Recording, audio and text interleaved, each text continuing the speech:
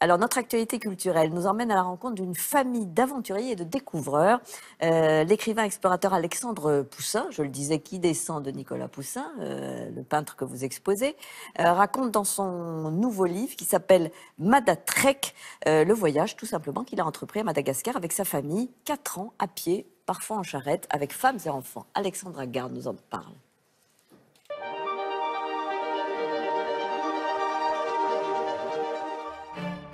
Ils ont déjà vécu 1001 vies et pour eux, rien n'est impossible. Unis par la folle passion du voyage, Sonia et Alexandre Poussin parcourent le monde, filment leurs aventures et les racontent dans des livres, tout en tissant nos rêves et nos envies de leur propre folie.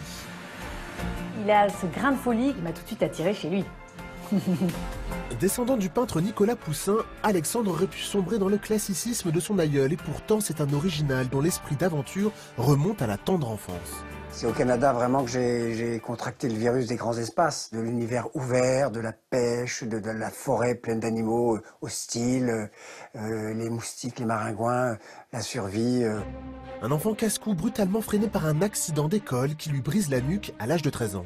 J'étais tombé sur un médecin qui m'avait dit « Jeune homme, vous ne marcherez sans doute plus jamais ».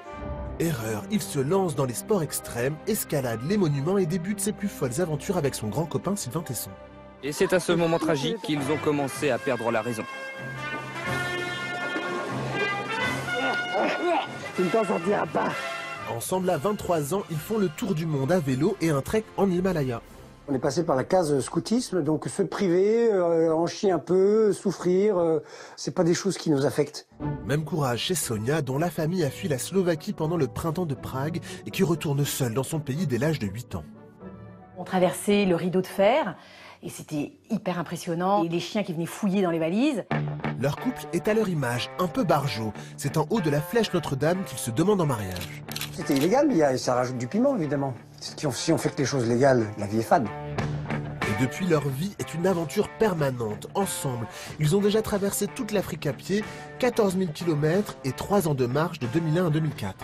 On transpire tellement, ça descend dans la culotte.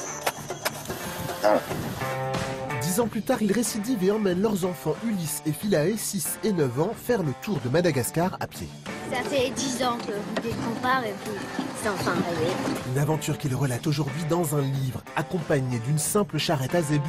Il parcourt 5000 km entre 2014 et 2018.